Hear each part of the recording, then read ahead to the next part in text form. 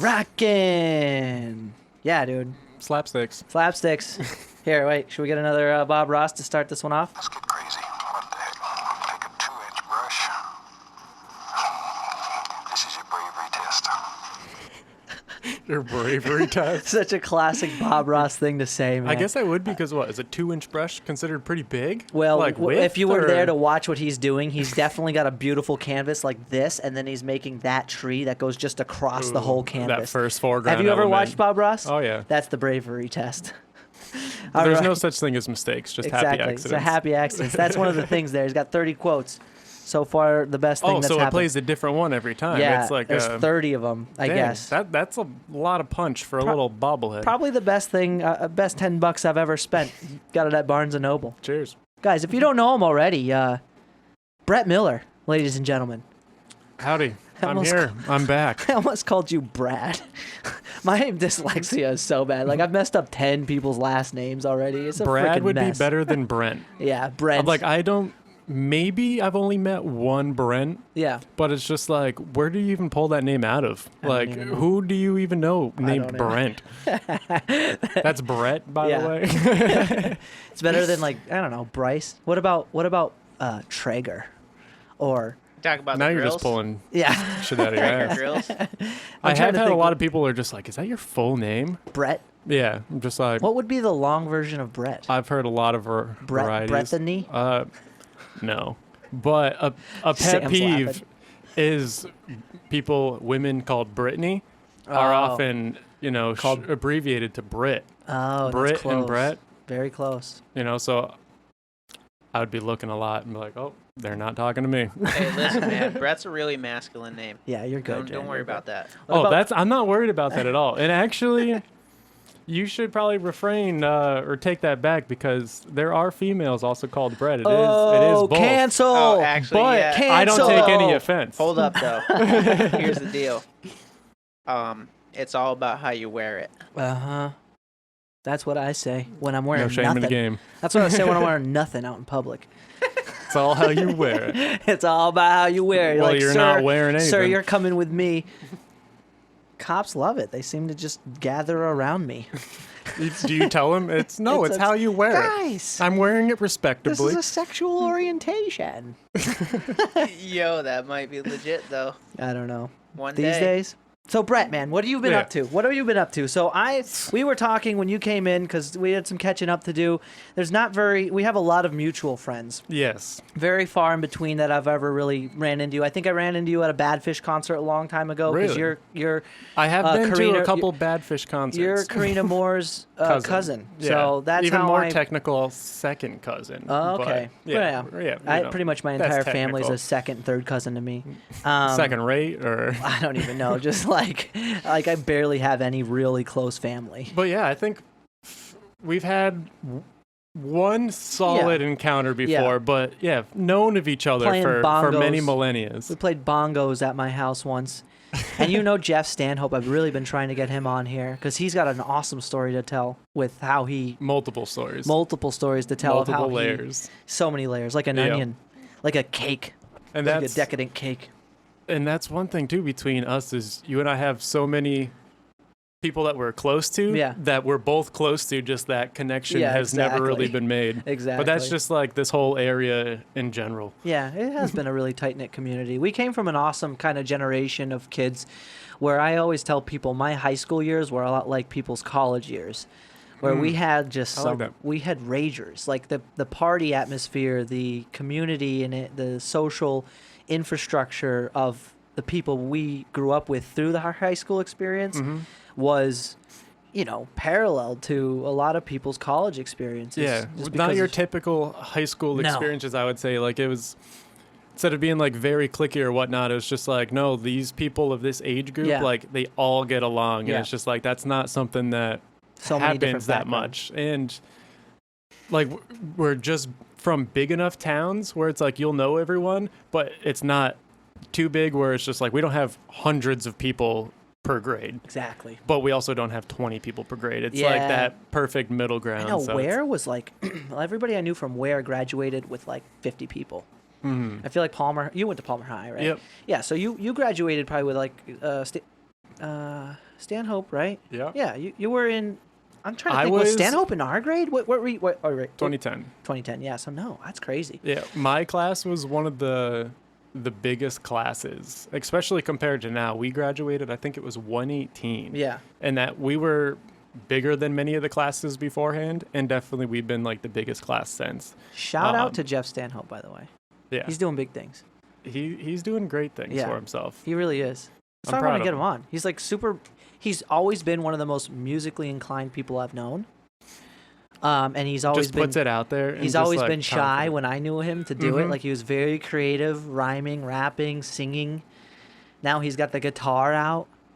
Yeah, I'm glad he's doing that and just is playing it. A funny story about him is before I even had my license, he trusted me to drive his car. It was like the third or fourth time I've ever driven a car all the way to a friend's house for him. And he just gave me the keys and I'm like driving past cops. It was like after a football game. So with your license? No license. No license. Permit? This is completely. Yeah, I had a permit. I had a permit, but that's illegal. Yeah. And this was 10 years ago, so don't cancel me. Yeah, we're not making any arrests today. Chill. And it was his graduation year, but we were at a football game, and you know how like the cops are at the bottom of the street, so I was just sweating. I'm like, oh, and it's like you don't realize until obviously the pressure is so much more than what is actually like. Yeah. It's justified because you are breaking the law. Yeah. But it's just like you're not road rage or right. anything. Nobody's pulling over to check your license. You know what I mean? Like pulling over everyone. Are you of age? Let me see your ID now. Just because. Right. No, he was fun growing up with, and I always try to touch base with him. He is the flakiest person I know, though. Jeff, reach out, man. Still got to work on that. You got to still work on that, man. I love you. But if that's the worst thing you're working on, good on you. You're not a bad. Yeah, I'm very flaky too. As is most busy people. Enough about Jeff for now. Yes, enough about Jeff for now. Brett, sorry. What have I been up to? Yeah, what have you been up to? Because it's been years. It's been years. Let's make full circle here. Like we were saying when I first got here, last time you saw me, I had dreads. So yeah, dude. We'll keep that short. Yeah. We'll keep that short. Well, the dreads were long. Those definitely weren't short. Yeah, you rocked them, man. They got down to about my belly button or so. Actually, like, very impressed. Because that's hard I was proud of them. Yeah. I was proud of them. They weren't growing the hair out. That just takes a long time. I think I had like one haircut in my 20s before I made the decision that I was going to grow it out. So it's like I had my second haircut in my 20s when I was like 25. Yeah. Like I grew my hair out, like no haircuts for 5 years. Right. Had the dreads for about 3.5 years. And I was actually thinking just before the podcast, I was like, dang, how long has it been since I cut them? It's already been about 3.5 years. Like the same amount of time that I had them, it's already been that much time since I cut them. I thought it was even longer because that's how long ago I saw you then. Because the last time I saw you, it's been much longer than that. Because it was when Jeff was living with me, and that's when he was in UMass. Yeah, I was probably living in Florida then. Yeah, when I saw you. You might have just come up to visit. Yeah, because I definitely came back home like every break. I went to school in Florida, college. So yeah, it had to have been a break from then. Maybe not. I don't know. How long did you live in Florida for? A year and a half. Not long. The school I went to is like an accelerated program, so there's no like winter and summer breaks. It's just like you just plow straight on through it all. It's like I had 4 weeks off a year. I had like a 1 week spring break, 1 week summer vacation, 2 week winter, Christmas, New Year's thing. But it was like a full-time job pretty much. So you were going to school there. What would you go to school for? For film. No way. Okay, so I knew it because we were talking about it a little bit with Sam earlier. Sam's still in the building. Another connection that brings us closer, but just was never made. Exactly. I don't know how long I've known Sam, but so you've been in film. That's kind of what I went to college for. Well, I went for only a semester for a certificate program. And even though I didn't finish it, it was definitely my most cherished experience from my college experience. And that's where I made the most connections because I had fun doing it. What was it like for you? So the school I went to, it was a lot more focused. Well, back up before the school I went to HCC first. Holyoke Community. That's where I went. Yep. Yeah. So I didn't do I did take one film class there and don't want to blame it all on the professor. You know, it is what you put into it. I don't even remember his name. Some old guy He admitted that he was outdated. Yeah, okay. That's a bad sign. Like he basically gave us the assignment, just let us do what we wanted, and was just like one of those, okay, yep, all right, here's your grade, like type of professors. Shit. Like, good thing I don't remember his name. Rough. But so I didn't really learn much from that, but basically it was just like, yep, just go create something and whatever. Yeah. So then I don't know, I brought that up. But then I went to... well, it's part of the experience. Yeah, that exactly. Especially for people in this area, if you wanted to go and learn film and if you went to a community college, took a course, that was like a terrible way to do it. Other than he's just like gives you assignments, which as you probably know, the best way to learn any of this kind of stuff is you just got to do it. Yep. That's where I learned the most personally. So if I were to, I completely agree with you. That's the redeeming factor of him. It was the people who I was working with. Yes. The students, the collaboration. Yeah, if you can get a good team, like creative, and especially film or entertainment and everything, it's all about like it's too much to do as one person. Yeah. So then the school that I went to, Full Sail University, you guys have probably all seen advertisements up the wazoo everywhere about it. I went there, still paying for it. But no, it was fun. Expensive, but it was fun. That's where you were in Florida? That's where I was in Florida. Yeah, it was in Winter Park, just outside of Orlando. So I was a part of the greater Orlando area. No way. Never went to Disney. Went to House of Blues, which is on the Disney Strip. My last week I was there. No way. Went there twice. That's funny. There's a House of Blues in Boston. I've been to a bunch. As you probably know, that the venue next to the Red Sox Stadium, right? Is that where the House of Blues is? That's called the House of Blues, but that's in Boston. I don't know. I don't go to Boston all that much. Yeah, same here. I've heard a lot of good things, but no way. So how many years did you do that there? Did you say? So it was just over a year and a half, but it was a full like bachelor's program because it was accelerated. Nice. And it was a very Hollywood focused school. So like. What do you mean by that? Like big budget films. Like it's not like an art school. Like you're going to learn how to make like cool artsy little films. It's like, no, you're going with the understanding. They don't tell you this, but you're going with the understanding. It's like, all right, I'm going to move to Atlanta or I'm going to move to like New York City or like Los Angeles after this. And I'm going to work on like big budget movies or shows or whatnot. Yeah. If I'd known that going in, would I have gone? Probably not, but I don't regret it. You were kind of taught like the big production process. Yeah, like everyone has their position. There's like, like people think it's like, oh, the director. It's like there's the director of photography, like first AD, second AD, writer. the writers, Editor. screenplayers, editors, audio technicians, camera, like lighting, grip, electrics. Like, I remember that was my role. I was continuity. Yep. That was fun. It was similar to that, but definitely not as in depth as you're describing when I was in HCC. So it's like they focus on it's like, no, once you get your role, like you focus like on that role. So even just like the cool thing about it was the class that we had, like you're pretty much with the same group of people the entire time that you're into school. Sometimes some people will drop out or stay like behind a month, and sometimes like other people will hop in, maybe ones that were ahead of you, but then they stayed back one class or whatnot.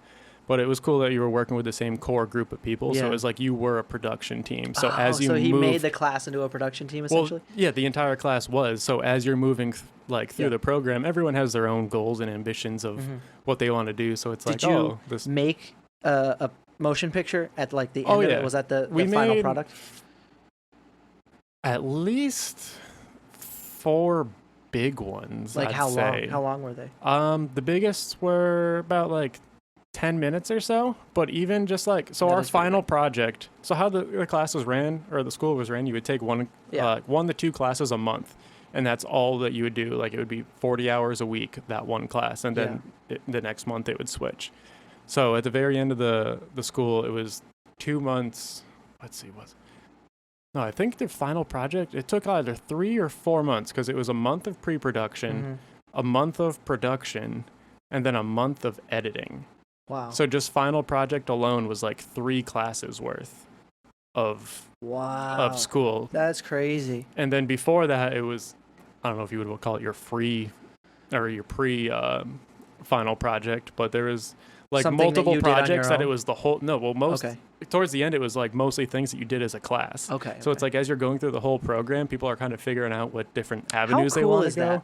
So that's what I was saying. It's like, it was an awesome school. It was really fun. Like, just that team aspect and putting aside your egos to work with these people that you don't have a choice to work with, which is how it's going to be in the real world. Isn't it weird? I feel like it's one thing I wish was applied more often to other curriculums.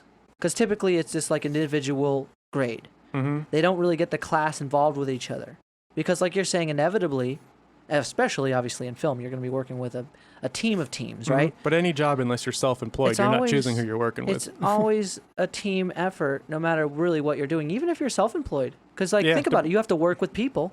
True. At some point or another. Whether it's clients or just people that you also work alongside. So getting that experience is huge, and typically in the educational process, it's this isolated grade based off of yours and your own and your effort, which doesn't really reflect your ability to cooperate or make things with other people, which I feel like is a much better skill. Kind of because I feel the same way. Because that it's funny what you did. What's the degree you got?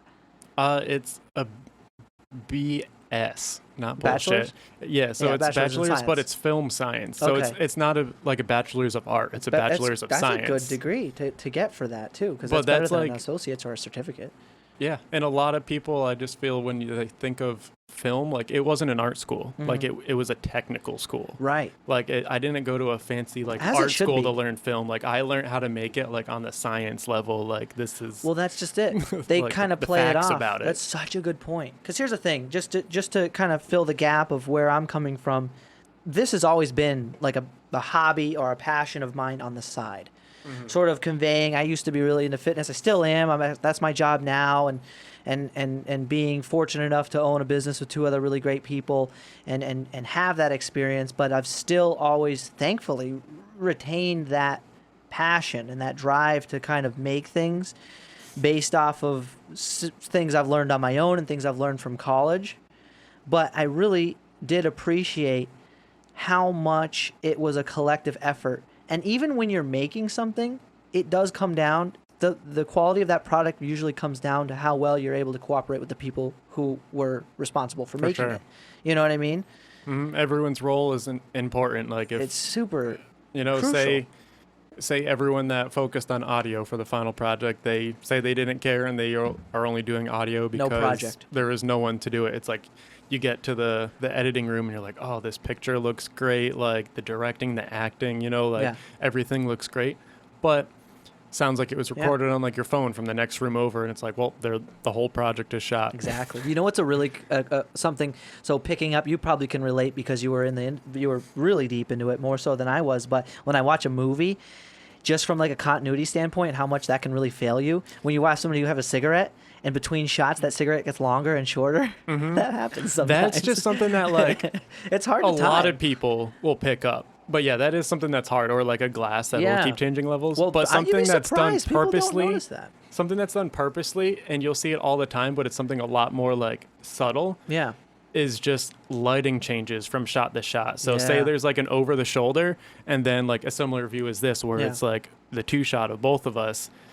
Like you'll see the lighting change between that, but it'll be purposely because the lighting will look better that way. Right. And just because it's a different more angle, people just on like one person than the other, maybe, or like say like we got the two lights coming on us from this front side, but then say we had another angle where it's just like just us, maybe there would be more contrast from each side of our face because then it would be more appealing if you're looking at it straight on. Exactly. I got to admit, I'm one of those fools who never notices anything like that. Yeah, that's what I'm saying. Just get wrapped up in the movie all the and time. I'm about it. And that means they did a good job. Yeah. Especially with those lighting things, like they are doing it on purpose because that's how it looks good and it'll just keep you wrapped up in the story. It helps to have for that job. It helps to have ADHD.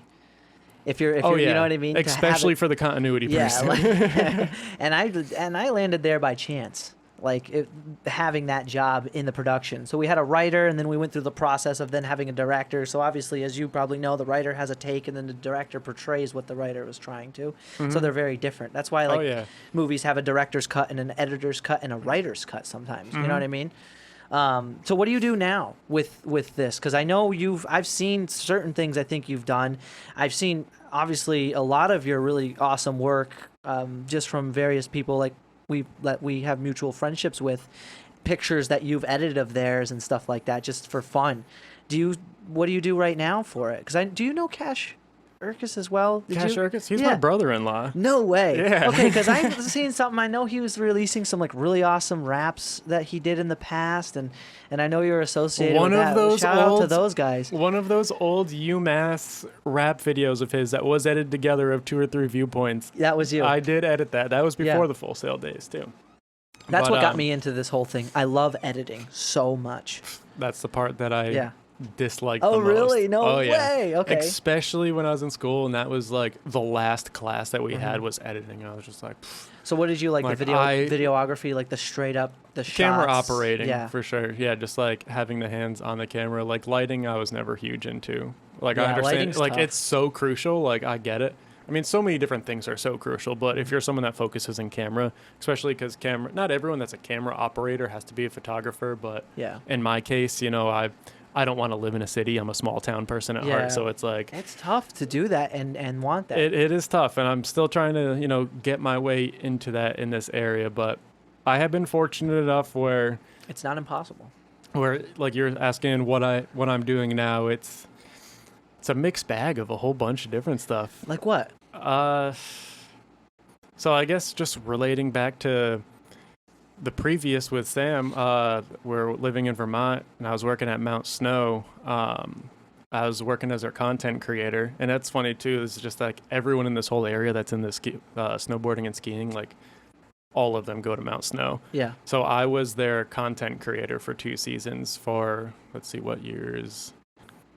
18, 19, and then 19, 20 seasons. So I was their content creator where I did like their weekly videos where just updates on like events and everything that are coming up. Like for who again? Mount Snow. No kidding. Mount Snow, Vermont. Oh, that's where you work now. That's okay. Well, not where I work now. Not anymore. No. As of last winter, I don't. Gotcha. Well, I worked there last winter, and that was it. So you were a content creator for Mount Snow. For Mount Snow, I did all of awesome. Not all of it, but I was there like a part of their marketing team, getting photo and video assets like 5 days a week. Well, there you go, folks. If you were wondering where that came from, it was this guy right here. Yeah, if you've ever seen the Mount Snow Minutes, the last 2 seasons. Who go to Mount Snow. Yeah, exactly. A lot of my clients go there. I did a lot of snowbirds. A lot of the Mount. Well, this past season I did all of them. The one before I did half or so. And not all their photos, but a majority of their photos over the last 2 seasons during the winters were photos from me. Like I rode around on my snowboard, taking pictures and getting video. Like, you know, people that's are like, oh, that's like the dream job and everything. And like, it was an awesome job. Yeah. But just like everything, it gets old. So, dude, you know, I'm right there with you, man. Like, there's so many fun things that you can do, but if you're doing it 5 days a week, 8 hours a day, no matter how fun it is, it gets old. If I could at least expose a big portion of my gratitude is that, in one hand, like, because fitness has always been a passion for me, though I know exactly what you're saying because I've been doing it for like 5 years now, and it loses.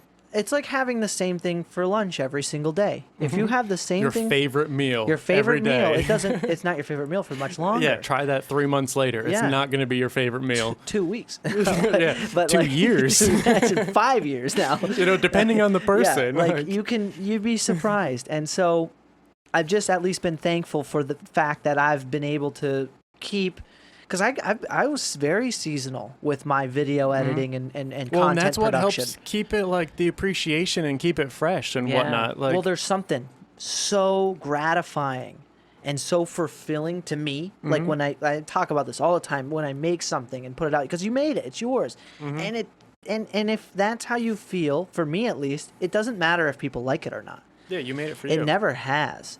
Because obviously that's what photography has been the most part for me. Like, like I've got no problem going out and working a job for photography because I'm just like, all right, that's a job, makes the money. If I get to use my camera to make money, awesome, great. But it's like, if outside of work, it's like, if I don't feel like taking pictures for 4 months, like I'm not going to force myself. I'm like, no, like I'm still want to hold on to that hobby part. So it's like when I get the urge, or like I really like travel photography, so it's like if I'm not traveling or like going anywhere far, it's like I'm not gonna go and just like take pictures just because like it's because I'm a photographer and I like to take photos and whatnot. I'm like, no, like I'm not gonna force it. The last thing you can do is be hard on yourself or stuff like that too. That's one thing I've gone in and out of a lot. And that's one thing I think that stops a lot of people from being who they want to be, because they're not satisfied with the product that they make when they first start doing it. When they first start going out of their way to do what they love, and they go, oh, this isn't as great as I thought it would be. And then they'll end up quitting because of that. And that's something I just, like Sam was a great example of that. You're a great example of that. It doesn't matter. It didn't matter how you felt maybe initially. It's just sort of something that you knew you wanted to do, so you just keep doing it till you get better. Even in just this alone, I feel like I'm a lot better at it. Yeah, even if it's casually. Like if you're only doing podcasts, like having people on once a week, and that's how you're enjoying it and having fun and progressing with it. It's like you don't need to bring people in 2, 3, 4 times a week, like unless you wanted to. Right. And that's where the beautiful thing comes in too, where hopefully if you want to, that does become an option. But that's the best thing is it's an option. Yeah. It's like, I like it one day a week. You're doing it. Do that. You're doing or it do you want to do it more? on your own regard. Exactly. Like it's your hobby. You're doing it as much or as little as you want. Like there's no Freedom. problem with having a hobby that you're just like, yep, this is something I like to do for 3 hours a week. Yeah. I love it for those 3 hours. Exactly. And that is it. There's not a problem with that. You don't get that with a 9 to 5. Exactly. The aspect of doing it on your own free will is gone. Now you have to do it for survival, and there's something that takes the lust out of it. You're not as in love with it anymore. So going into what I'm doing now. Yeah, what are you doing now? So since Mount Snow, that was a full-time thing. Full-time seasonal. So full-time for the whole winter, which was 5, maybe 6 months a year. Yep. October to April. So yeah, 5, 6 months, whatever. But like that 9 to 5, 40 hours a week, like that's like, I don't know what the right word for is it.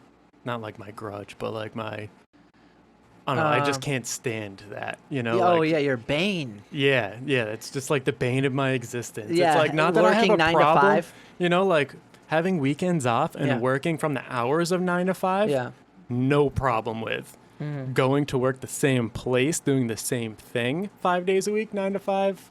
Yeah, I'll go crazy. Every job that I've had that. I know this isn't answering the question of what I'm doing. Yeah, no, take your time, man.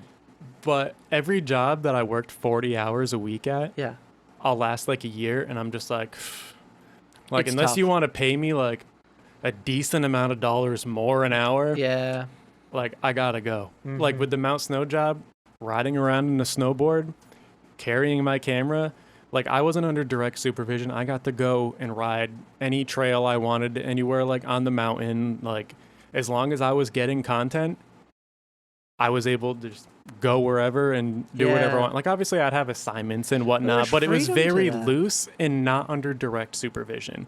And on the surface, beautiful job. Yeah, loved it. I did it for 2 seasons. Like, obviously, I liked it. Because you did it because you cared about it. Yeah, and I'm a huge winter sports. Like, I love snowboarding. Like, that's like when you're doing my favorite things to do in life. Yeah, when you're doing things because of expectation, it really changes it. Changes it, man. I feel with you snowboarding so much too. It's such like imagine snowboarding it's a group for a activity. It's a group activity where it's like the favorite part about it is the community. Like you go with a group of friends and you're hanging out with friends doing something like physical outside. Yeah, and I didn't really get that at Mount Snow. Like it was just me most of the time. Every once in a while, I'd meet up with a friend and be like, all right, yeah, I'm going to use you as the subject for my photos. And it's easier to work with someone that you know because you can kind of plan some more shots and whatnot compared to just like hoping that someone from the public just randomly that happens to be there does something that you like or right. decent. But yeah, it just like kind of like sucks like the fun out of it a little bit. Yeah, no, I completely agree. And that's kind of where I'm at. What's been my greatest defense with this is that the perspective is the best. Having a perspective that is in accord of understanding that doing something you don't like makes doing the things you do like more enjoyable. Because I've been doing the things you don't like makes doing the things you do like more enjoyable. You know what I mean? Yeah. So, and I have had to develop that over years of doing things that I really didn't enjoy. As much as I was grateful and I have an infinite gratitude for the jobs that I have had. Again, we talked about the knowledge and experience. Like when I worked as a painter with John Fennell and Fennell painting, as much as I didn't love painting deep in my heart, it was good to have something that I could do, something to keep me out of trouble, as they say. You know what I mean? Mm-hmm. And it's life experience too. That's So, like something you never know where you're gonna learn like these like life lessons that you can't write down in a book and teach to people. It's like things that just you have to experience. My ambition would have never changed to that of being in the fitness industry. Mm-hmm. From the fitness industry, then becoming, I work for myself now, and that's a luxury. I don't know if most people might not have, and but it is a great one. Oh, it's great. It's great to have.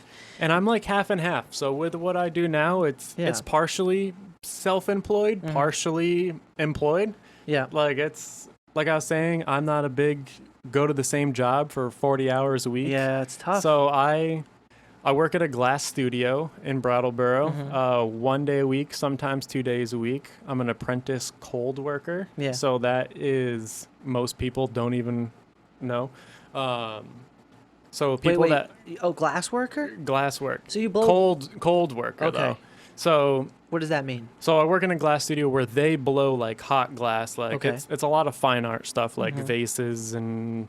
Oh, nice. Do you guys? We'll just leave it at vases for like simplicity's sake. It's not bongs and bowls and whatnot. Right. It's fine art. Well, if you've ever been to that store in Northampton, that's like the most interesting store in the Massachusetts, they say. In Western Mass. Western Mass, yeah. There's like 5 stores in Western Mass. No, no. The store itself has very creative vases, plates, glasswork. We'll just say glasswork as a whole. It's very expensive stuff. If you've been to Northampton, you know what I'm talking about. The glass studio that I work at, she sells these pieces for $6,000. Yeah, it's crazy. It's crazy. So keep going. So I'm the cold worker, apprentice cold worker. And what that is so like you blow like the glass vase and the tools. Like I'm not involved with the hot thing, hot blowing, so I don't know all the proper terminology and whatnot, but the big pole that you use, that the glass is on the end and you use to blow air into it, like when you're done, like you have to break it off of that, so like you can put it into like the annealer, which is where like it slowly cools down. So when you break it off of that pole, like it has like a very jagged broken glass edge on it, and if it's a vase, it needs to be able to sit like standing up, so it needs to have a bottom, and you need to finish that broken piece on the top so it's a nice smooth top. Yeah. So that's what I do, is basically we have a big sanding wheel and we put a base on it. We grind down and like smooth the top so it's a smooth like polish on the top. It doesn't look like it was broken, because that's how you have to. That's such a fucking 360, not 360, 180, or like a full circle thing for. Because not related to film. No, no. I'm thinking about so much of the glass blowing that I've seen just on social media, whatnot, and how much of it is like, how do they make that look good? Because obviously it gets blown out and put onto a surface. So you're essentially the one who smooths out the rough edges after it's been blown and cut. Okay. Yeah, so it's already rock solid as room temperature, but there's that broken edge, and when you're making it and you make a bottom, like it's still going to be a little rough, like it's not going to be perfectly flat, so if but you want it to sit so it doesn't rock or anything, right? So we as like the cold workers do that, and it's kind of like that. How long have you been doing like the that? dark side of glass blowing, like the cold side. The cold side. The artist that I work for, she told me because she's been doing it for about 25-30 years or so. She said, yep, when I first started doing it and I was successful enough to hire someone, she said the first thing that I hired was someone to do the cold working. Wow. Because if you're doing that, that's less time that you're creating the art. Because that's just finishing it. It's not creating it. That's and the smart. finishing it, as long as you trust the person to finish it properly, there is artistic parts of it, but it's limited. That's crazy. So do a lot of people buy that stuff? I mean, is there a demand for it? Oh yeah, and she did shut down because of the whole pandemic, but she's been open back up again for, I don't know, 3 weeks, maybe a month or so. Yeah. But she's got like galleries. She's had pieces like in U.S. embassies around the world and whatnot. Like she's, like you wouldn't know how many like world or country renowned artists are in Brattleboro. Because she works in partnership with a ceramic artist. Global thing then. Oh yeah. Cool. Yeah. So that's gotta well. So then there you go. That should be a huge effect on her because obviously traveling's tough, and I'm sure was that a she's big part of her actually in the job? West Coast right now. Not work related, but she does travel every couple months to go to galleries and set up temporary showings and whatnot. But no, I've been doing that since started like late January, early February. Yeah. But it's something, like I said, it's 1 day a week, every once in a while, 2 days a week. So it's like a huge learning process too. Mm-hmm. So this is. How'd you get into something like that? Like, where do you find a job like a class? Like, that's I think what everybody's thinking. Like, where do you apply? You went to school for film and now you're finishing glasswork 1 day a week? Yeah, I went to school for English and I'm a elephant breeder. Yeah. I guess to tie it in, how I got into that was last fall. Before I was dead set on returning to Mount Snow for the second season, I was just looking at what other opportunities were out there. And since the job at Mount Snow was a part of the marketing department, and marketing and content, so I was kind of like looking in that area, and I saw an ad on Craigslist saying looking for a marketing like administrator for a fine art glass studio, and so I was just like, all right, cool. It was something that would have been about like 20 hours a week too. So I was just like, with already some other part-time work that I'll bring up in a moment. Yeah. I was like, oh, great. Like if I can just get like multiple part-time jobs, like that's ideal for me because I don't like having the same job 5 days a week. Well, you're smart. I don't think anybody does. I would make a very strong argument that nobody really likes it. They convince themselves that they do, and it's just a culture of people. Because of the safety, the security. It's the culture of comfort. Yo, dude, that's a culture. book. That's a good book name. Culture of comfort? Yeah, the culture of comfort. Bro, they've already written 1,000 books like that. Right? But you need 1,001. Yeah. Yo, a book that's just like that, though. Coddling of the American Mind. Jonathan Haidt. I gotta get into it. I'm listening to. Did you say look it up? I think you're the look it up guy. Yeah. Oh no! Later. I've already read that. Yeah. All right. I gotta look it up. Bring it over next time. All right. Dude, I agree with you because you should keep like how they have those little box libraries people have at the end of their driveways. Mm-hmm. You should have one of those here in the studio, just of like good reads that people bring up and just like have this like a little I got some books that I could put in there that I've already read that might not. I'm gonna get a whiteboard in here. Yeah, I don't know where. I think that would just be, like a cool, subtle little. Well, I've been feature. reading, listening to books. I was talking to Sam about it. Actually, I wanted to ask you, what was your favorite part of 12 Rules for Life by Jordan Peterson? Oh, dude, that's gonna take me a second here. There was a lot. It was a very good book. My favorite part. Good question. I got an answer. The favorite part was him and describing the care people give to their animals and not themselves. Ooh, yeah. That is a very vital, and that's essentially what's going on right now. Yeah, because there's this huge push, and a lot of people, and it's not a bad thing necessarily, but it is in the long run. When you care more for somebody or something else than yourself, you put somebody or something else in more jeopardy. Just because you're in less of a situation to actually help them. Because it is more likely that in your life you will be able to help somebody than you will be to disarm or do something maleficent towards them. You know what I mean? Because the fact of the matter is, if you're an unhealthy, abomination, pissy, shitty, awful person, there's a better chance that you're going to affect more people in a negative way versus being a more healthy and benevolent person in your health and in your practice of maintaining your health. So the example, so you're talking about setting an example. Well, the example that he gave is that you're more likely to take give the medication that the doctor prescribes to your dog than you would take the medication that is prescribed to you personally.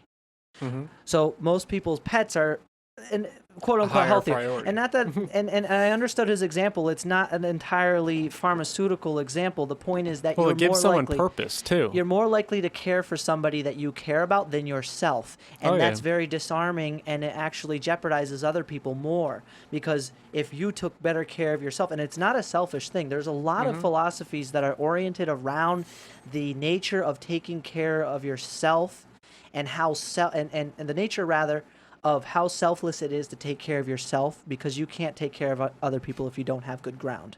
You know what I mean? Yeah, I feel like that can kind of connect to like pride and how different people will get they'll pride themselves on the ability to take care of other people, right? But they may be neglecting themselves. Right, they're but unhealthy, then there's wildly people unhealthy. Exactly, but then there will also at the same time be people that take fantastic care of themselves and pride themselves on that. And through their pride, not that I don't know how much pride would have to do with it, but with them taking care of themselves, that inspires other people. They could neglect how important it is to take care of themselves, or neglect other people's methods of taking care of others based off of, you know what I mean? Pride can really skew your perception or your actions in general, because you might be like, oh, I've done it all, and that kind Pride's dangerous. Huh? Pride is dangerous. Pride is dangerous. I mean, look at the internet.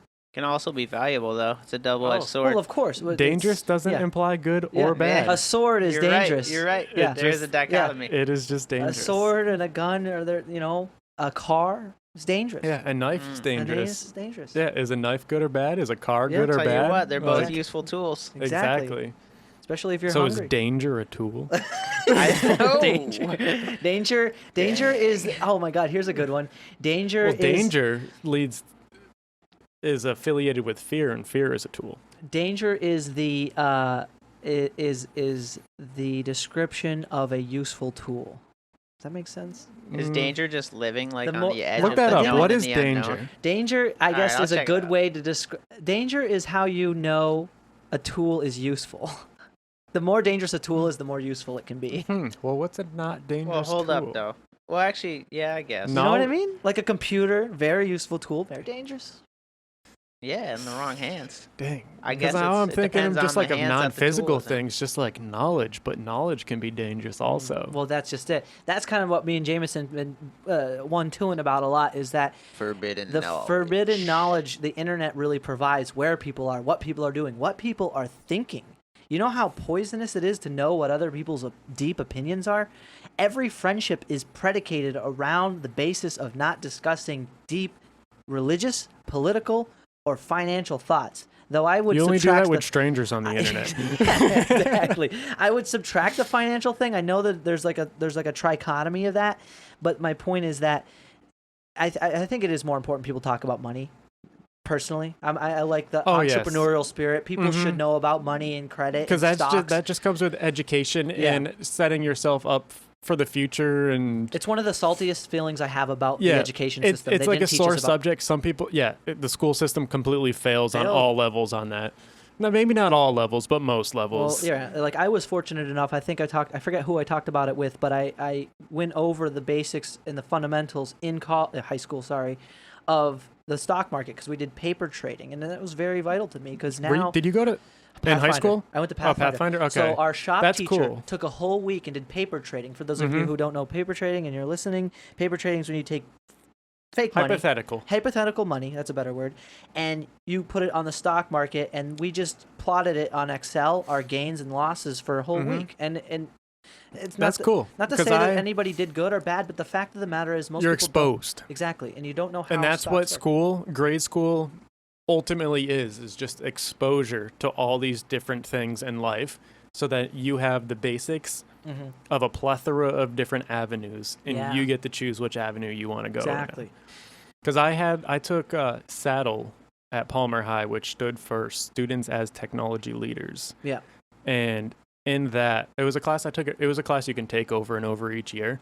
I took it for 3 to 4 years in high school, and we had, I think it ran for like 2 months, maybe 3 months or something, but it was a stock market challenge where we competed with like any other school like in the nation that like wanted to compete in like this stock market challenge. So usually they would group us with like 30 or 40 other schools. It was like a remote challenge over. Where it was paper trading, where they're just like, all right, here's a list of say like 100 companies that like you're limited to buy and trade into. You couldn't just do anything. So they gave you like the companies that you could trade with.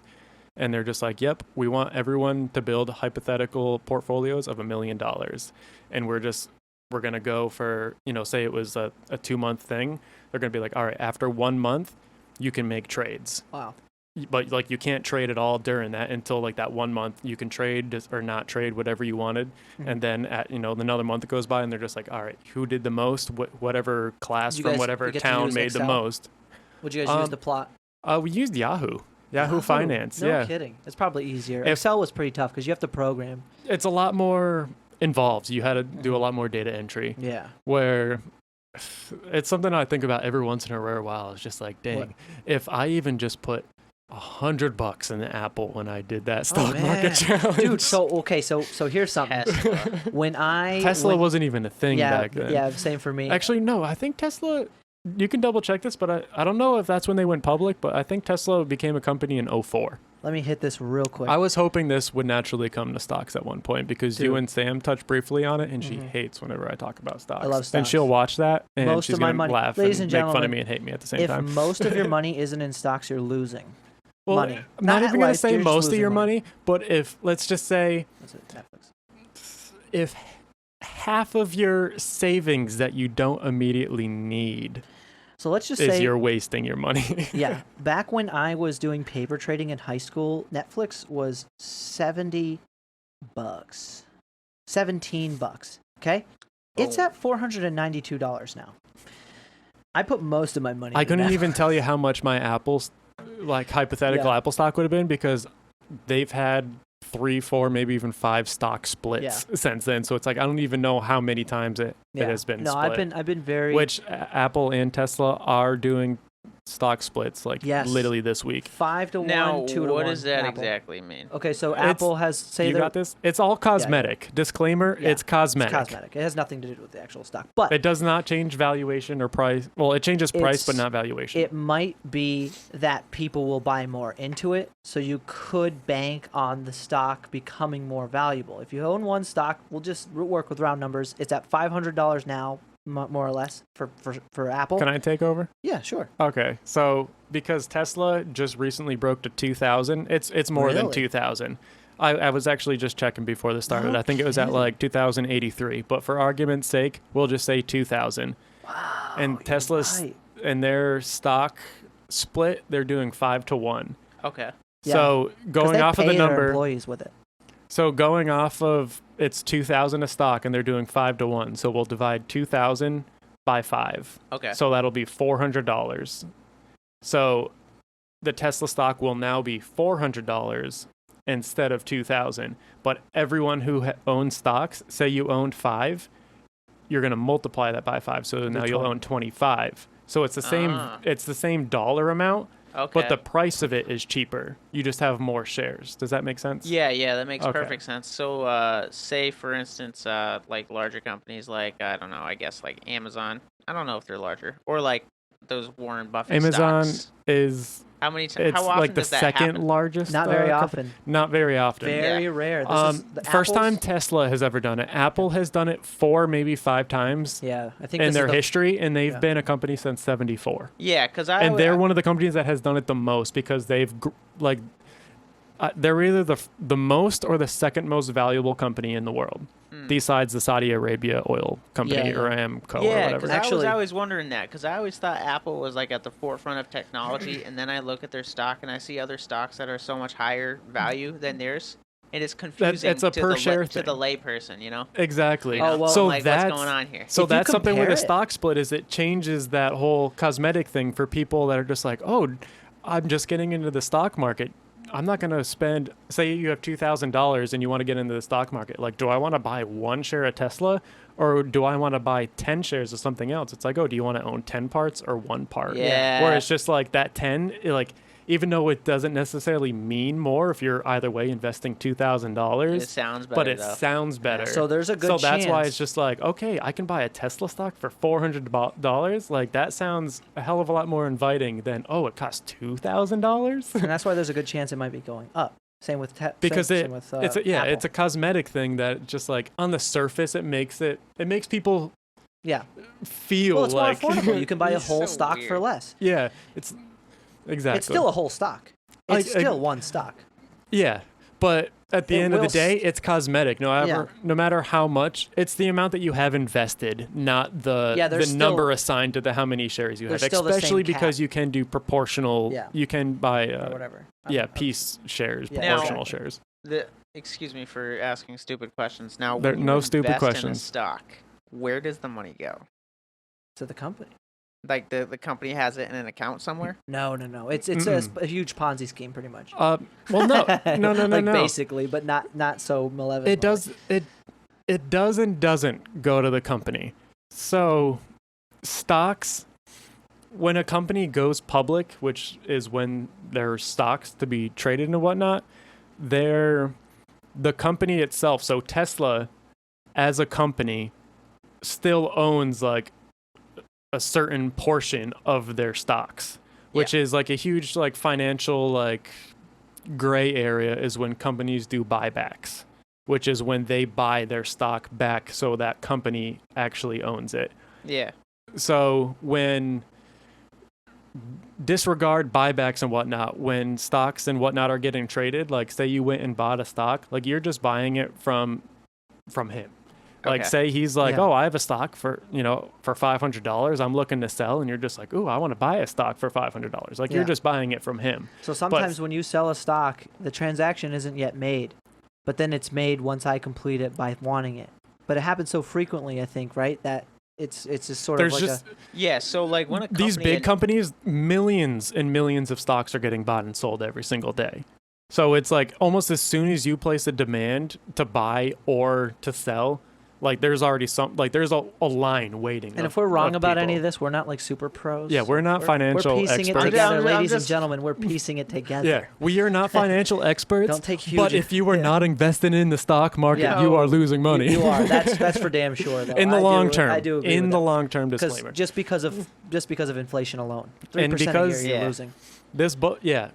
People are just like, oh, well, can I put my money in a savings account? It's like, yes, you can. And if you do get a high yield savings account, which you should also have, you are still losing money at the end of the day because inflation historically is about 2% a year. Yeah, 2 or 3, and then you have the market that grows at like 20-30% a year.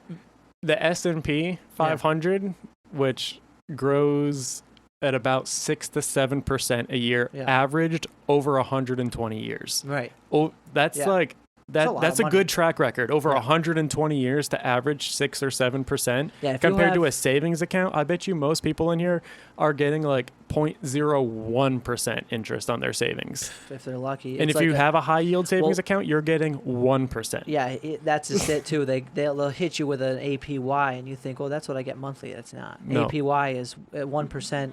Split up 2% over 12 months. Yeah, so you have to understand that on a monthly basis, depending on where your finances are allocated, you could be gaining. You should, I think, in my opinion, a proactive portfolio, and I'm not like super good at it, but at my level, my goal is to gain at least 1% a day.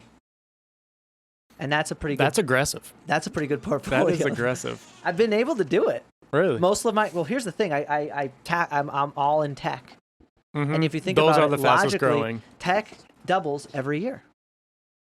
Whoa! What's in the box? What's in the box? Beer. Give me one. Yes. We've got beer. We've got food. I got the scent of sandwiches in my nostrils. Yo, I can share my. Want to grab me one? Here. Y'all want? Thank you. Yeah. Sam came in with We're not eating on the air. with gifts. We're just drinking. Yeah, we're just drinking. Comparing That's gifts. awesome. Nice. I thought this was going to be Wait. like put it in a blender, Bear mix me. it all up, and Oh, dude. Hold up. From here. I'm not gonna throw it. Throw it. Come on. Sam's got it. Oh, I was like, can I catch it on Not in a air? good That would have spot been to dope.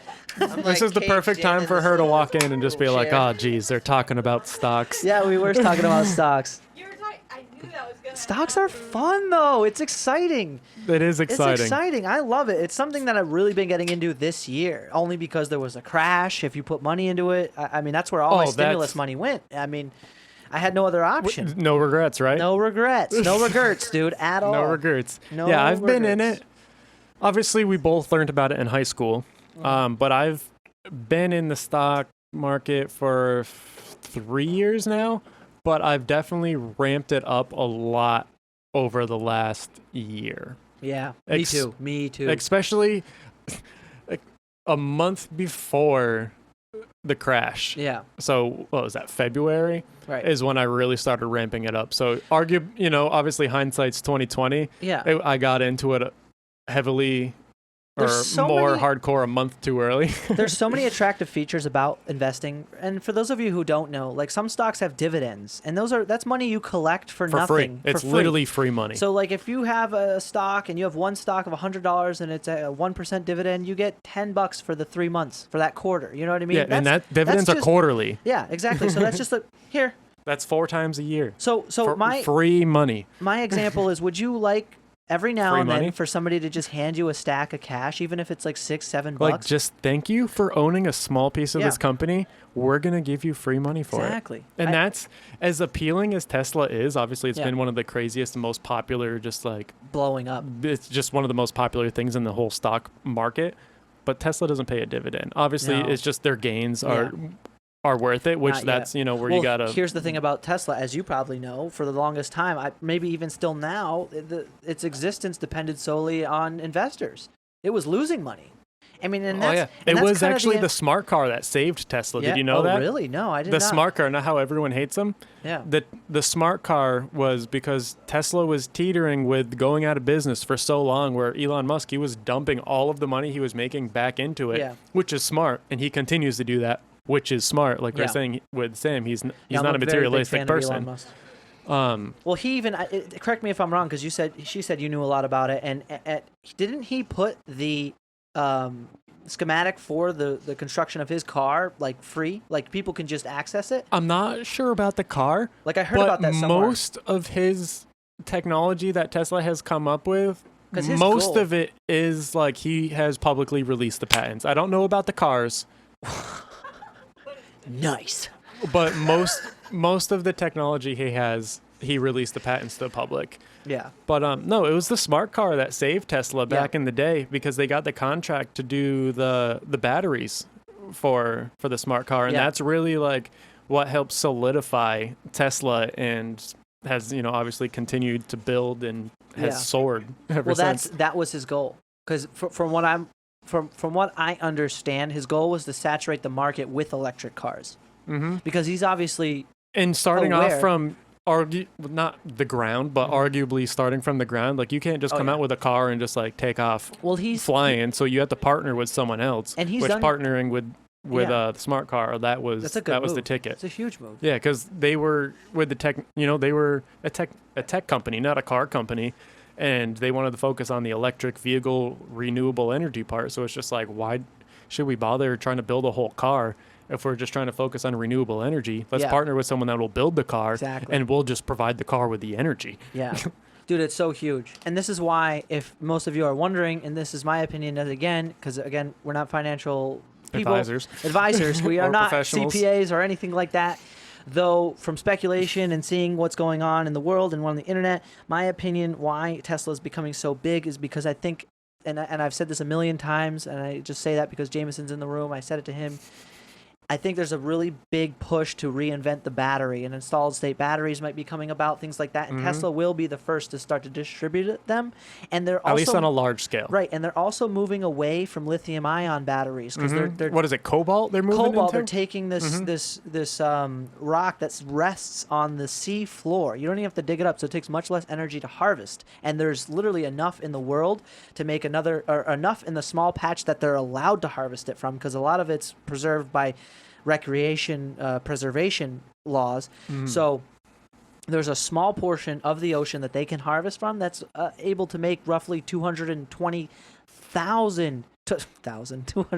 million cars, and there's roughly 5 million electric cars on the road right now in America alone. So basically the known supply in that one specific area is well enough, because that's one controversial thing with the lithium.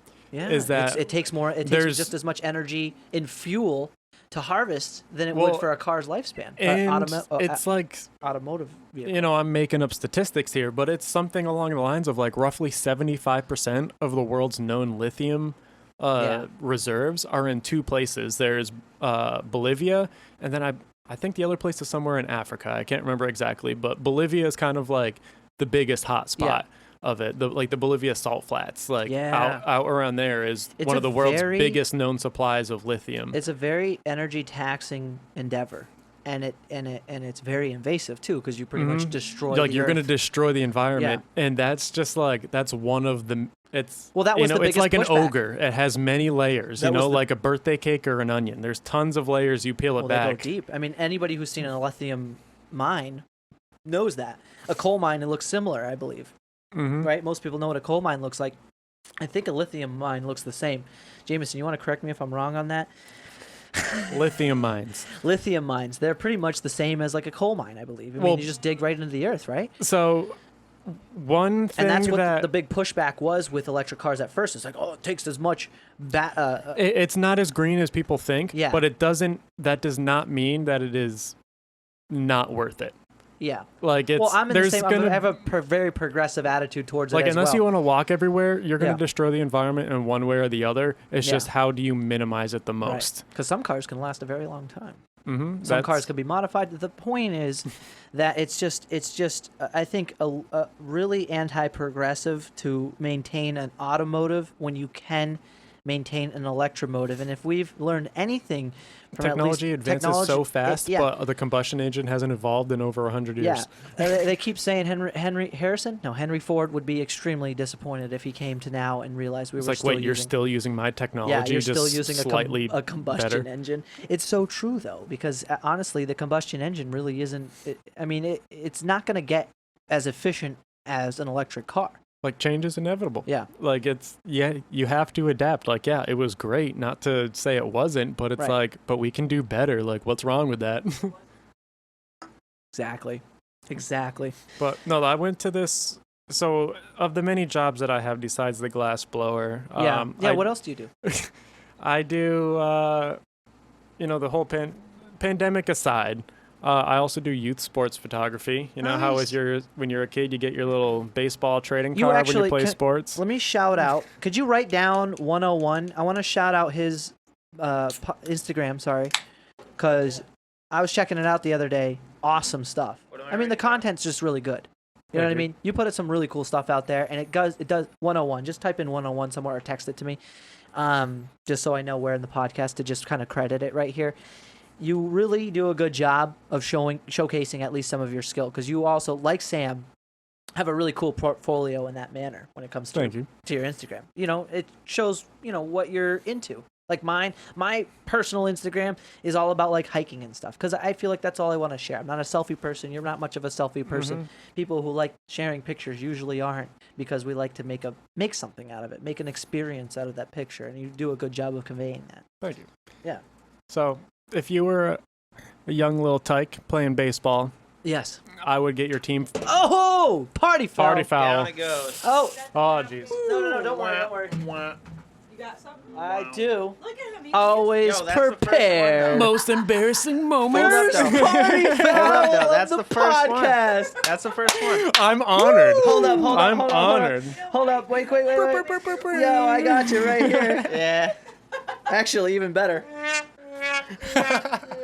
Yo, I'll tell you what though, in terms of mining the lithium, it turns out the way they do it is very similar to fracking in terms of they pump chemicals into the ground, which allows this salt water rich brine to come up, which they then distill in multiple different chemical pools to isolate the lithium. Gotcha. So yeah, it's below the salt flats is where a lot of this lithium is. Yeah, the number one producer is Chile, and then I think then Bolivia is number two. Yeah. Is number two. Okay. So yeah, Chile and Bolivia, those are both near each other. Yeah. And that's the thing. Like we're like, I had this feeling during the pandemic.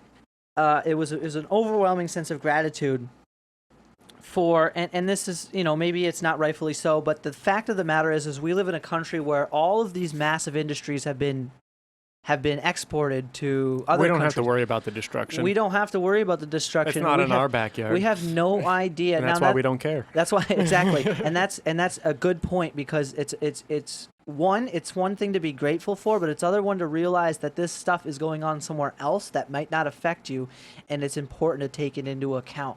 We don't have to deal with air pollution. We don't have to deal with building off of that is another one of my many jobs is an you still AV. Got it on your coaster there.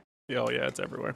Is a AV technician, which audio visual technician. Yeah. So I'll actually go out. Wait, you're an AV technician as well?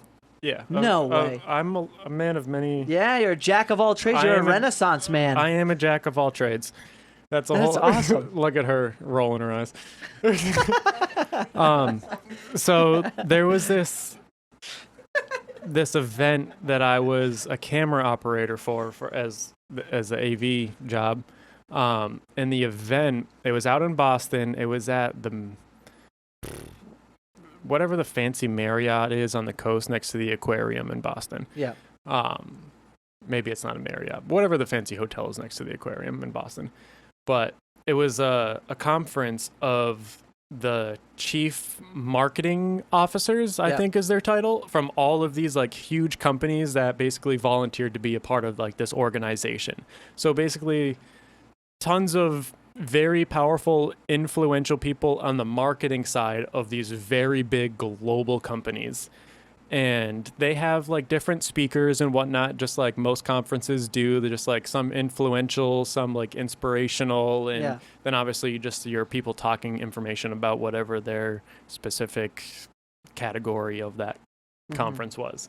So they had this one person, I forget like what the exact title would be, but it's someone that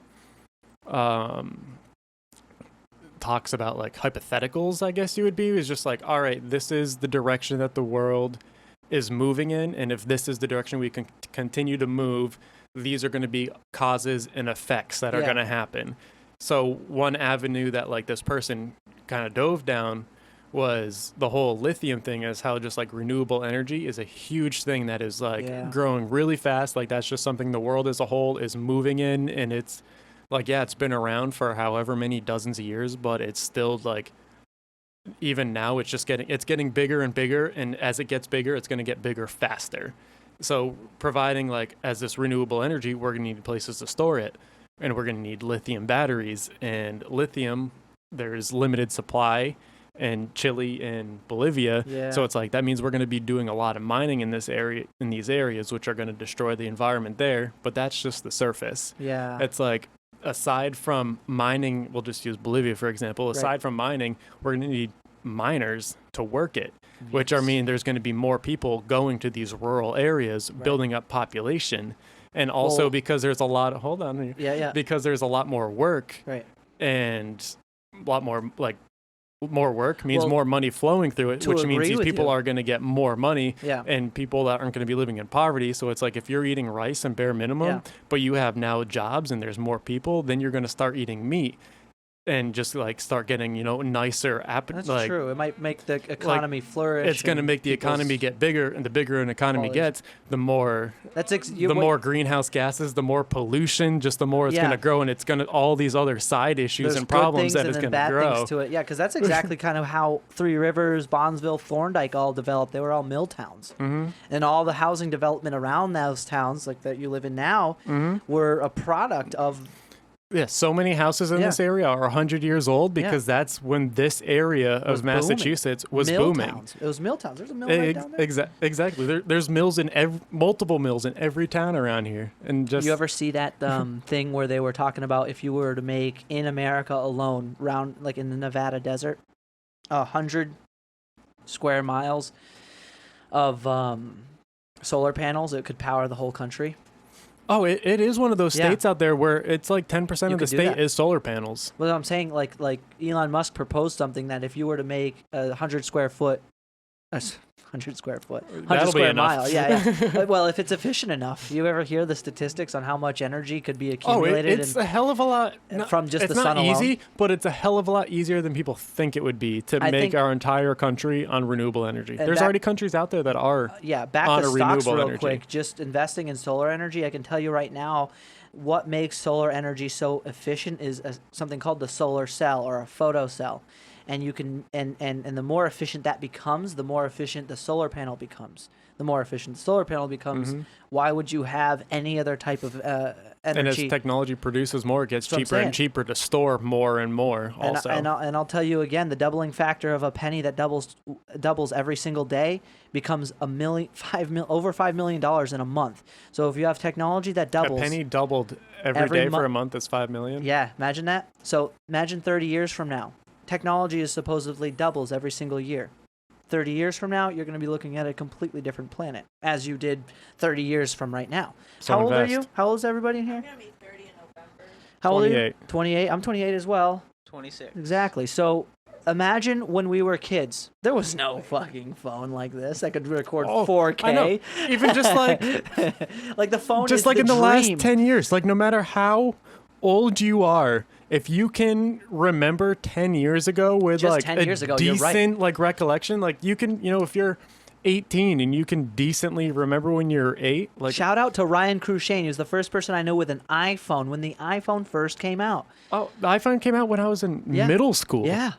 Like and I was young then, and it's just like how much it's changed just since then. That's No, like what? it came out. It must have came out in high school for you because it came out in 8th grade for me. Was it? Yeah. Okay. Because I remember The he had iPhone- it. I might be thinking of you're 2008. right. I was thinking of the iPods. Yeah, the iPods. Like which the long shuffle. extinct. Like Yeah. do kids Who- these why days would even you know what an need 'em? iPod You just is? put it in your phone. Every phone Like has it was an iPod, and then they just And put now- a phone in it. Now you don't even store fucking music on your phone. You use You a don't streaming need to. service. Yeah, you just click this. You just put a check next to the songs that you like.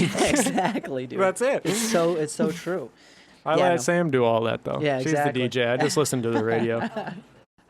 Actually, you know what? I kind of miss listening to the radio. I used to listen to it a Baxon lot. O'Brien. Yeah, all I day. used to do that too. On the like- way here, I was telling Yeah. Sam, I was just like, my favorite part about waking up early is listening to Baxon dude, O'Brien. 'Cause okay, I lived out of Western Mass Yeah. for 7 years. yeah, they are funny. They and are that, like that was so something good. that They have such a good 1-2. Those two guys, Bax and O'Brien. they have Are they still relation- alive? Have you been listening to them now? Yes, okay. they're- I know Bax O'Brien. Rather, he had cancer. So He's recovered. Yeah, actually, I was listening I think it was when I was listening yesterday, maybe the day before. O'Brien was saying he's like 60, and Bax is younger. Bax is probably like in his late 40s he's only or 60? something. Yeah, that's what I was like. Dang, like I Wow. knew, like I thought he was at older. most I would have guessed like 65 or something, but I don't. Yeah, I don't know. I thought it was like 70.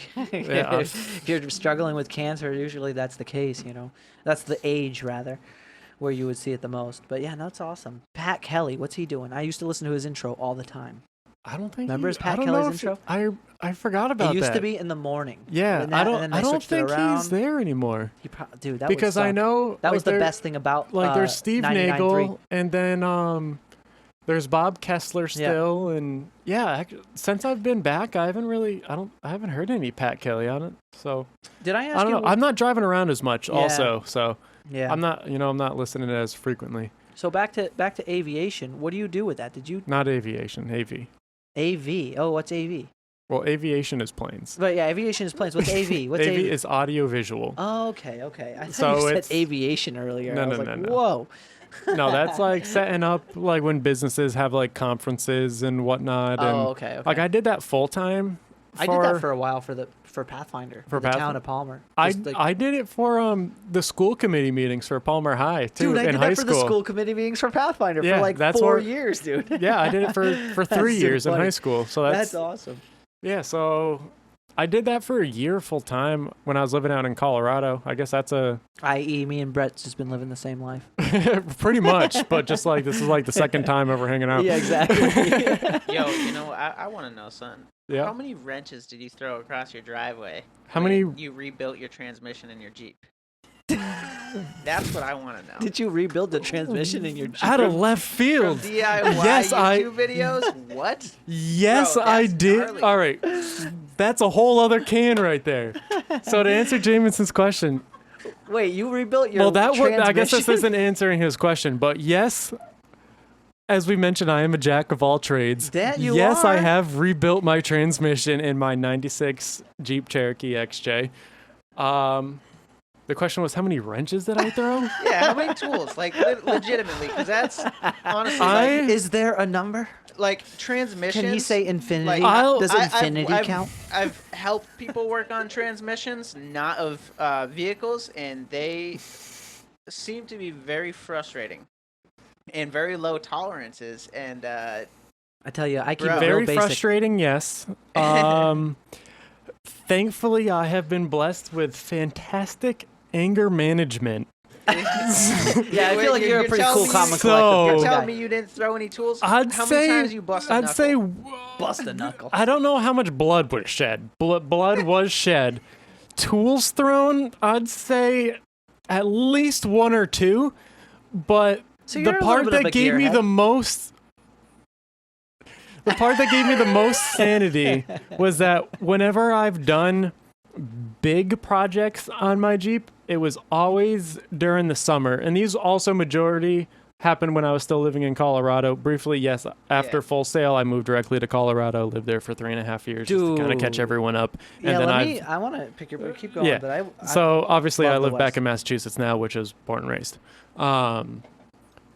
So a lot of these big Jeep projects that I did, such as the transmission one, which was one of the 2 giant projects I did, were in Colorado. I worked doing photography for a horseback riding stables, like Dude's scenic working trail doing rides. Photography, riding horses, and then he goes home and rips And the Jeep's transmission apart. Yes. No big deal. So luckily, I lived, I think it was 3.5 miles away, and it was the summer. So I was fortunate enough that I can bike to and from work, and it was about a 20-minute commute on a bike. Yeah. So not bad, which also made it so there was no major rush. I was like, as long as I got this done before the winter came, I am not in a huge rush here. That's a good like threshold. Did like you just ever do have it a before moment winter. where you had it all apart and you were like, "Fuck." Well, I probably did Jameson, 2 make weeks. the mic face you. I probably did 2 weeks at minimum worth of research Because your mic comes in. before I even dove into taking it apart. So you were good to go. Yeah, 2 weeks of just like internet forums. Luckily, Jeeps, just in general, they have a great online community. Mostly, Isn't it funny? They do really have a community. Most of the credit goes to jeepforum.com, but there's also a few other sites that are, and there's information everywhere, but Jeep Forum definitely was like a huge resource for me, for anyone that is doing anything on any type of Jeep. Yeah. But yeah, that took me a month. Jim, old man. Can I ask you a real quick question? I think All right, it cost me less than $500. Yo, that for a transmission, that is absolutely like so budget beyond belief, because I remember there's several times growing up, my parents' vehicles had a bad transmission, and that was it for the vehicle. It's just done. It's not worth it. You're getting that's a new one car of those now, things that people are just like transmission shot, like getting a new car. Yeah. But I'm a fortunate person to not have crazy luxurious goals or ambitions when it comes to a vehicle. And the classic Jeep Cherokee body is You're my just about dream it. car. You're like, yes, Did you So, steal it for the learning experience, kind of? taking care of his baby. No, because it's cheaper to fix it than to buy a new car. Yo, dude, that's bold. That's bold. And I got no problem riding my bike to work for a month. Yeah, I seriously. didn't have, from when I moved down to Florida for school, I had an 87 Mercury Grand Marquis. Yeah. And it was fortunate to be in the family before I got it. So I had someone in the family that helped me do all the mechanical issues. Right. And I was like, all right, when I'm moving to Florida, I'm losing that mechanical connection. And I'm like, I am not about to go down to school full time where I'm not working and have a car that's going to need maintenance. Yeah. So I didn't take the car, and my bike was my full-time transportation for 3 years. Yeah. And when I finally decided to get a car again, I was like, I'm not going to get a car until I'm ready to learn how to fix a car and learn how to do maintenance. Bold. That's So, awesome, man. I got the Jeep and I was like, all right, I'm just going to take it as it comes, and I'm just going to have to pump it up to fix it, or that's the one pump thing. it up. Well, you know what I mean. Bring it up, because lift I've it up. always had like a Japanese car, so I've always had to lift it to do anything. those are going to be tough. Yeah. Anything, because luckily I do change my own oils and replace fluids on my own. That's as far as I go. Yeah, no, well, even that's awesome. But, luckily, just the pure nature of a Jeep. My Jeep at this time, the tires were one size bigger than stock, and it's already a Jeep Cherokee. Yeah. So it sits higher than your regular sedan, just naturally. Yeah. So there is room underneath it for you to like lay and look at things. But at the time, one of my buddies worked for a landscaping company, and just landscaping companies have heavier machinery. Yeah. So, and it was a big but also small enough company, and he had like a good repertoire with them and whatnot. So was able to borrow like a transmission jack stand, and we had like bigger jack stands and whatnot that we can borrow. You know, I don't know if they appreciated that I borrowed them for a month. Well, the jack stands, but regardless, well, they never give them back. But they got the tools back, and I never received any complaints. So, do you ever worry? So being a jack of all trades, and here's one thing I worry about, because I feel too as though I am spread a little thin at times, not all the time, because I do consolidate what I am most passionate about. I feel like I consolidate what I'm most passionate about a good amount of the time. Do you ever feel as though you spread yourself a little too thin with having so many different skills? Nope. No, that's good. Never That's good. crossed That's my one mind. thing. That's one thing, because I hear it all the time. People go, "If you're everything, you're nothing." You know what I mean? And I wonder, like, how much relevance does that really have? You're more self-reliant the more you know. Yeah, And that's true. Well, that's a huge undertaking, replacing. Where'd you even come up with that? Did you like? Oh, Google? Sam. Yeah, how did Sam you- asked me about it. She told me to ask the question, and I was like, okay. Just like, how can we sneak his Jeep into this? Yeah, right. I asked if you talked about your Jeep. Well, while I was gone. Well, she mentioned that you replaced the transmission from do-it-yourself Well, I didn't videos, and I was replace like, it. DIY. I fixed it. fixed it. but still, like, DIY. Luckily, of the it year. didn't need the full. Like, For- disclaimer, it did not need a 100% full rebuild. yeah, but legit though, for like the average person, that's you huge hear about undertaking. transmission work, you're like, I'm not touching that. And another disclaimer is I Like, drive a manual. I would be skeptical to work on my transmission. I drive a manual, which I do as is well, a hell of a however. lot more simpler than an automatic. Yeah. Yeah. So if I drove an automatic transmission, that maybe it would be another story. I don't know. Yeah. But yeah, that was one of the huge projects. And then the summer after that, even bigger project, is when I lifted the Jeep. And not because I'm one of those people that I'm just like, oh yeah, I want a lifted car or whatnot. I'll Yeah. tell you what, But you it look a was- hell of a lot cooler with a lifted Jeep. Well, I feel like You there's more. said that, not me. There's a lot of utility in having a lifted Jeep, because there are standards that you Thank have to you. follow that really don't apply to the utility of lifting a car. Like, you could be, in other words, Yeah, I lived in Colorado at the time. I Ticketed would for take that. I would take periodic trips out talk to about Moab. Colorado. We got Thank like you. 10 minutes, please. Cool. Oh, dang, already. Yeah. So, know. yeah, I lived well, in not Colorado. really. You can take as much I time as you live like. not in Denver. People are like, "Oh, you live in Colorado? You must be Yeah. Denver. You know, you live in Massachusetts. Oh, it must be in Boston." Yeah. No, I I did. know. Where'd you live in Colorado? I lived Boulder? in That's the other Not place fa- everybody lives. not if you're far from Denver. Colorado. You live in South Park.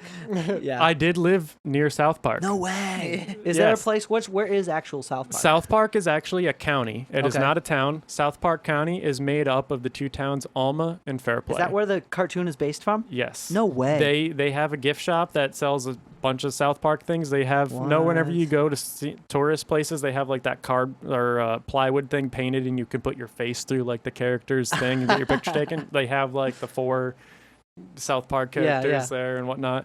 But yeah, that was actually the county over from me. So I lived in Summit County, which is like Breckenridge, Frisco, Dillon, Silverthorne. So I lived multiple towns in that same county. If you're big into snowboarding, maybe you've heard of Breckenridge. Mm-hmm. You've definitely heard of Vail. Vail Right. was about 25, 30 minutes away or so from me. But yeah, I lived there for 3.5 years, mostly for the snowboarding. Every year I was out I'm gonna there, I say went you over probably- 100 plus days. You probably so. really took advantage of the landscape out there. Oh yeah, hiking the West- the 14ers, West which is is a the mountain best. over 14,000 feet. So those are not a hike. Mount What to Washington. elevation do you Washington. start Yeah, from? where do you start from? That is a good question. That is a good question. So Because here, like, you start from like 100 or 200 when you're going up Washington, because the elevation gain in Washington is like 58. oh, at the bottom of 100. Washington is definitely higher than 100. Hell of a no, lot higher yeah. than 100. Yeah, You think so? bottom of No, Washington. Google it. I'm Guaranteed. telling you, The bottom of elevation game is like Washington 5. about like 1,800 or something like that. No, Google it. Yeah, I'm telling you. 1,800 for a Washington I have a base. list, man. Google it, bro. I have a list. So the 14ers, the most that I probably have done would be maybe 4,000 or 5,000 feet of elevation gain. It's over 5,000. Mount Washington elevation gain is 4,600. All right, you suck. Okay, so elevation gain roughly for a majority of the 14ers would be about the same, but you're hiking in a hell of a lot less oxygen. Yeah. Which Yeah, I was gonna say, what's it big like deal. up at 1,500 feet? 15,000 feet. Sorry. You just like imagine like as you breathe, you're just like you're getting a breath in, you're getting a breath out. Do you have to take but it's like say like elevation a 2 to 1 or 3 medication? to 1. I never did. I mean, if you're a healthy person, you can not you don't super old or whatnot, you don't succumb to like hypoxia or anything like that. I mean, if you've never been to high elevation, I wouldn't go out there and hike a 14er your first day or even your first week. Like that's definitely going to be a huge exhaustion, and people definitely can get elevation sickness a couple days after, even if you are healthy. Is it typically hypoxia that people deal with? Is that what the... I'm not sure what hypoxia is. I think that, it's typically when your O2 levels are low. Okay. And I think that's kind of what elevation sickness is. That's probably the scientific name for elevation sickness. Google that just to correct myself. Just to correct me here, the definition of hypoxia. I think that's pretty much the active, the effect of... Yeah. They sell cans of O2 sickness out there. No like shit. They have O2 bars where you can go and you just... Eat a bar? Breathe oxygen. They have like little air canisters with a little mouthpiece on it so you can breathe air, typically for the older folks, or if you are someone that just happens to be struggling. Again, his Instagram is a great place to check, because I know you have a lot of snowboarding pictures from up there, right? I mean, I've checked for some. There looked like I definitely have a decent amount of pictures from Colorado out there. Yeah, because it's been 2 years since I've lived out there. Elevation sickness. It's when you have a low O2. So just a more fancy term for elevation sickness. That's kind of what we're checking right now. In fitness, just alone, because of the masks, we have to sometimes check O2 saturation because of, people, imagine doing something extremely exertive, and then you have a mask. But so far, it hasn't really affected anybody terribly. People can still maintain a 98, 96 sometimes, which is kind of lower. You usually have 99, but... That must be a huge factor for a lot of people who want to go up there. Yeah, and the 14ers, they're no joke. Like, it's not like you start hiking up and you're like all of a sudden like, oh, it's thin. Like, it's thin. Do you walk up it, or do you take like a thing? Oh yeah, you take your time. You walk. I mean, You ever hike any of the mountains out there? Oh yeah. Yeah. I did. Very jealous. By the way. 8. I love hiking mountains. 8 14ers. I want to say. I might be wrong, but I'm not gonna sit here and figure them all out. Shout out to Eddie Spaghetti, Eddie Lee. He lives out in Reno, but he's a good climber and stuff. Are you into climbing and stuff like that? I feel like you would be a climber. Being a west person. I've gone like a couple times, but you live in Bondsville now? I'm gonna bring you rock climbing. Yeah, I mean, I'll go. CRG's rocking and rolling. Yeah. But there are at least 2 14ers that you can drive, not necessarily to the peak, but you can drive and walk 100 What's feet. What's the view like from up there? Are you looking at undercast? Are you like looking clouds? They're below you. Yeah, I was gonna say they're below you. Well, they're below you. They're up top. Yeah. Even just like when you're in the towns, like up in the mountains where I live, like there's clouds that'll just the base elevation, you're already above clouds. Right. Like the clouds that we see around here, like I lived higher than those clouds. No way. So that's so crazy, dude. Yeah, and you can really see just like those different layers of atmosphere. It's a whole nother lifestyle. I visited out in April, as I was discussing again there with Sam, and admittedly so a little cavalier about the whole pandemic. I actually traveled in April to Arizona, Sedona area, just to do hiking. I mean, I wasn't like going to the beach or something, but it was awesome. And you don't really take into account the kind of elevation you're looking at, because I was hiking up mountains that were people underestimate it all big time. I mean, all the time. So where you start is a big deal, because Sedona alone is roughly 4,000 to 5,000 feet above sea level, and then you hike up another 2,000 or 3,000. Yeah, depending on the 14er that you're doing in Colorado, they vary. There's 52 of them in the state. Oh my God. 52. Some of them you'll be starting at 5,000. Some of them you'll be starting at 11,000. So what'd you do for work out there? 2 or 3 main jobs. For the most part, during the summers, I was the photographer for the horseback riding stables. Yeah. Did that for 4 summers. And that must have been awesome. It was a great greatest paying job I've ever had. No way. Commission based. Always take commission-based jobs if you can, because you get paid more the more work you put into it. Yeah. Hourly based, you're stuck at a limit. Performance-based jobs. I've never yet have a performance-based job. I mean, I mildly do because I, with the business, but I can see how that might put next a to getting bit in of the fire stock under your market ass. and getting money from dividends for free. Yeah. Performance-based jobs are the next best way of making money. Yeah, I was gonna say that put a fire under your ass like no other. That's exactly. for sure. But yeah, so that was a big thing during the summer, and then during the winters, I worked at Copper Mountain, which is the official training center for the U.S. ski team. So I worked there for 3 winters. Yeah, I was gonna say I saw that. U.S. ski team. I saw that. Yeah, so that was an awesome seasonal job, and unlike the Mount Snow one where I worked primarily alone, at Copper it was a department of less than a dozen of us, so we're like a close-knit family. Sam actually had the pleasure of meeting most of them because we worked. My supervisor, who we became great friends. We did his wedding. They got married in New York, so that was cool. So did you live out in Colorado as well?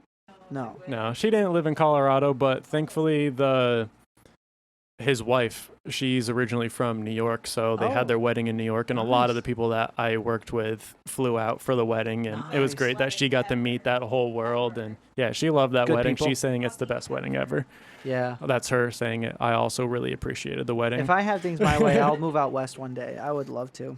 But I've heard good things. That was an awesome job because it was a great group of people, and you're working and you're riding with friends. Very labor intensive. Yeah. But it's with people that you get along great with, and that's like the most important thing is like Seriously. loving the people that you work with. Yeah. Yeah, I definitely agree with that, man, because I think about like some of my best jobs that I've ever had. And it has nothing to do with what I was doing.